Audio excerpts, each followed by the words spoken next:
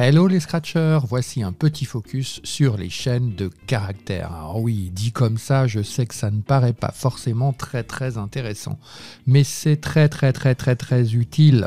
Pour faire simple, une chaîne de caractères, c'est ce que l'on appelle dans le langage courant une phrase. Si tu regardes une phrase d'un point de vue technique, c'est une suite de caractères. On parle de chaîne par analogie. La chaîne, c'est la phrase et les maillons, ce sont les caractères. Quand tu utilises le bloc demander et attendre, tu attends du joueur qu'il te transmette une chaîne de caractères. Tu peux la comparer dans son entier, par exemple demander quel est ton nom et comparer avec le nom que tu veux.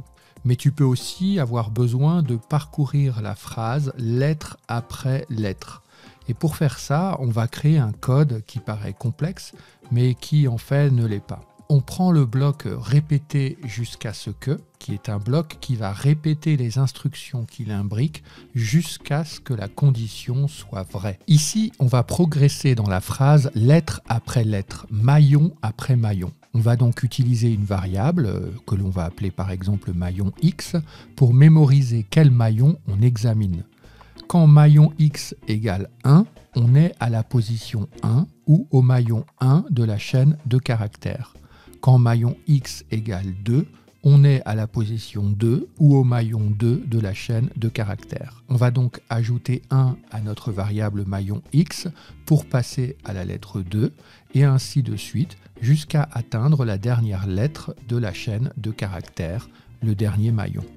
La lecture doit se terminer quand le numéro de maillon est supérieur à la longueur de la chaîne. Quand on ajoute encore 1 à la variable maillon X et que le nombre obtenu dépasse la taille de la chaîne de caractères, la condition n'est plus vraie et la boucle cesse d'être exécutée. Prenons un exemple très simple. Durant la lecture de la chaîne, on pourrait par exemple tester et compter la présence de la voyelle E dans la phrase. On crée une variable compteur qui contiendra 0 au démarrage du programme parce qu'on n'a compté encore aucun E. On fera ensuite la boucle de test suivante. Si la lettre au maillon X égale E, alors ajoutez 1 au compteur. Puis à la fin du compte, on affichera le nombre de E dans la phrase. Si ce nombre est supérieur à 0, on dira qu'il y a NE dans la phrase, et sinon, on dira qu'il n'y a pas de E dans la phrase. Voilà, tu sais à présent parcourir les éléments d'une chaîne de caractères. Alors ça peut toujours te paraître abstrait pour l'instant, mais c'est très utilisé en programmation. On l'utilisera notamment dans la vidéo à venir sur la machine à faire du morse. Alors abonne-toi dès maintenant et active la cloche pour ne pas louper les prochains épisodes. Bon scratch!